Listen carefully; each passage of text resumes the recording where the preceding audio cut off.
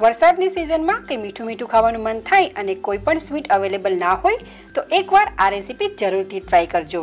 Hello everyone, welcome back to try and taste kitchen. આજે હું તમારી સાથે શેર કરીશ ગોળના મીઠા ભજીયા બનાવવાની રેસીપી. આપણે બટેટા, મેથી, ડુંગળી અને બીજા બધા ઘણા ટાઈપના ભજીયા તો ખાતા જ હોઈએ છીએ, પણ વરસાદની સિઝનમાં એકવાર આ ગોળના મીઠા ભજીયા બનાવીને જરૂર ટ્રાય કરજો. બધાને ખૂબ જ ભાવશે અને એકદમ ઝટપટ અને સરળ રીતે બની જશે.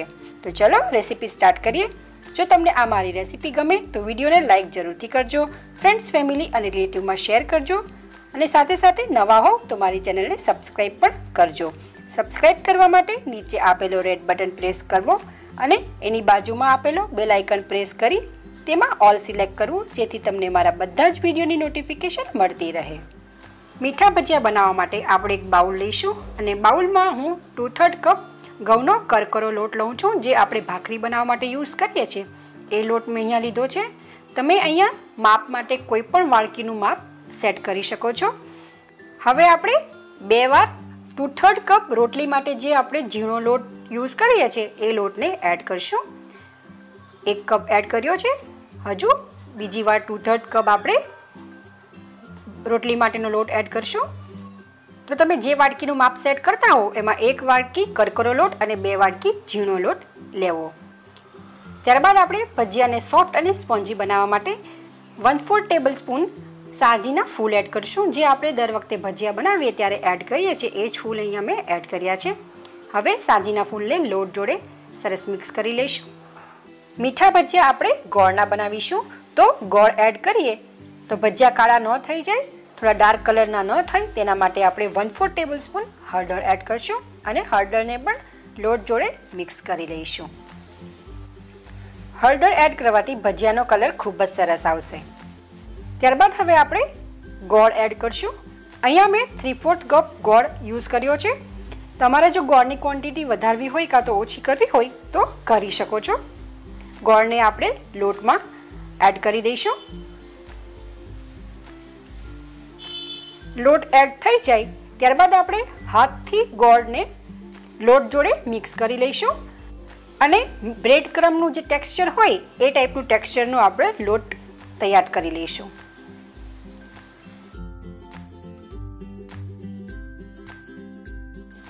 તો તમે જોઈ શકો છો અહીંયા આપણો ગોળ લોટ જોડે એકદમ સરસ રીતે મિક્સ થઈ ગયો છે અને એકદમ બ્રેડ ક્રમનું ટેક્સચર આપણા લોટનું આવી ગયું છે.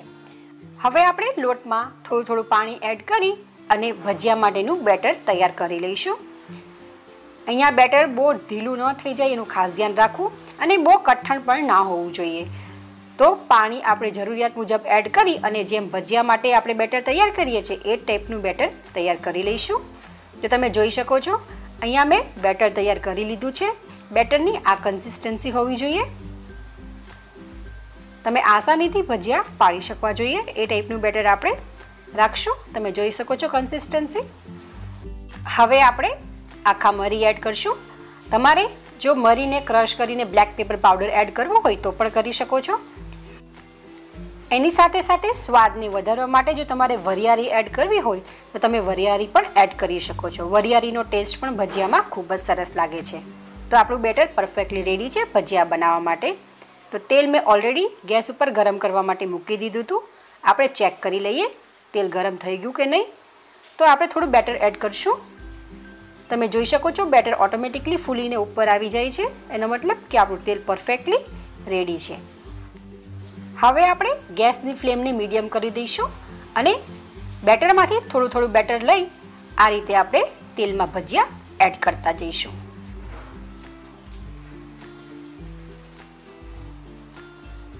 ગોળનું બેટર છે એટલે થોડું હાથમાં ચોંટશે, તો ધીરે ધીરે આ રીતે આપણે ભજીયા તેલમાં એડ કરશું.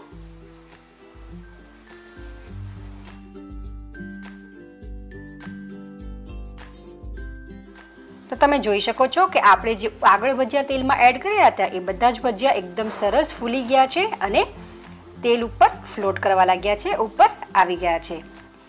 તો જેટલા તેલમાં આવે આપણે એટલા ભજીયા એડ કરી દઈશું અને 1 મિનિટ સુધી આ રીતે ફ્રાય થવા દઈશું. 1 મિનિટ થઈ ગઈ છે. તમે જોઈ શકો છો આપણા ભજીયા એકદમ સરસ ફૂલી ગયા છે અને થોડો કલર પણ ચેન્જ થવા લાગ્યો છે. તો આપણે ભજીયાની સાઈડને ચેન્જ કરી લઈશું અને બીજી સાઈડ પણ આ રીતે જ આપણે ફ્રાય કરી લઈશું.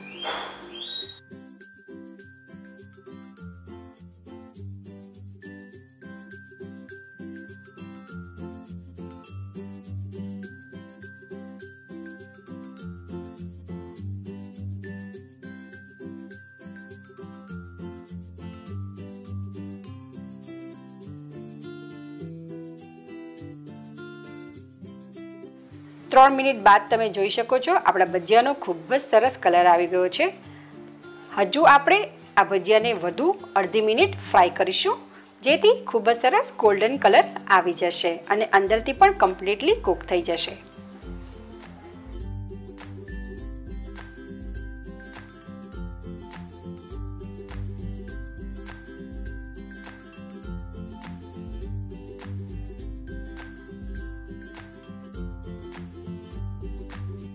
અડધી મિનિટ થઈ ગઈ છે. તમે જોઈ શકો છો આપણા ભજીયાનો ખૂબ જ સરસ ગોલ્ડન કલર આવી ગયો છે. હવે આપણે ભજીયાને કાઢી લઈશું. આનાથી વધુ ભજીયાને આપણે ફ્રાય નથી કરવાના. જો ફ્રાય કરીશું તો ડાર્ક બ્રાઉન કલરના થઈ જશે અને સાથે સાથે થોડા હાર્ડ પણ થઈ જશે. તો આપણે ભજીયાને આ સ્ટેજ ઉપર પ્લેટમાં ટ્રાન્સફર કરી લઈશું. આવી જ રીતે મેં બીજી બેચના ભજીયા પણ તેલમાં એડ કરી દીધા છે. ભજીયાને આપણે ગોલ્ડન કલરના થાય ત્યાં સુધી ફ્રાય કરી લઈશું. તમે જોઈ શકો છો આપણા ભજીયાનો ખૂબ જ સરસ ગોલ્ડન કલર આવી ગયો છે. હવે આપણે ભજીયાને પ્લેટમાં ટ્રાન્સફર કરી લઈશું. તો આપણા બધા જ ભજીયા ફ્રાય થઈને તૈયાર થઈ ગયા છે.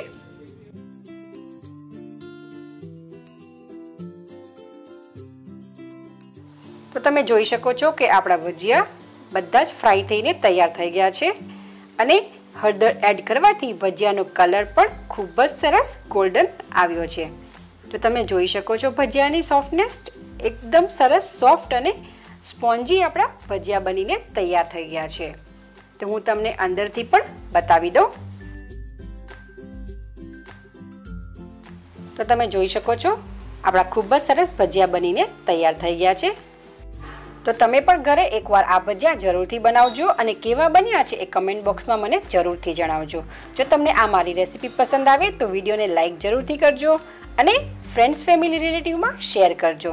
સાથે સાથે જો તમે નવા હો તો મારી ચેનલને સબસ્ક્રાઈબ કરવાનું છે. સબસ્ક્રાઈબ કરવું એ બિલકુલ જ ફ્રી છે. સબસ્ક્રાઈબ કરી બાજુમાં આપેલો બેલ આઇકન જરૂરથી પ્રેસ કરજો, જેથી તમને મારા આવા બધા જ વિડીયોની નોટિફિકેશન મળતી રહે. તો ચલો ફરી મળીશું એક નવી રેસીપી સાથે. Thank you for watching my video.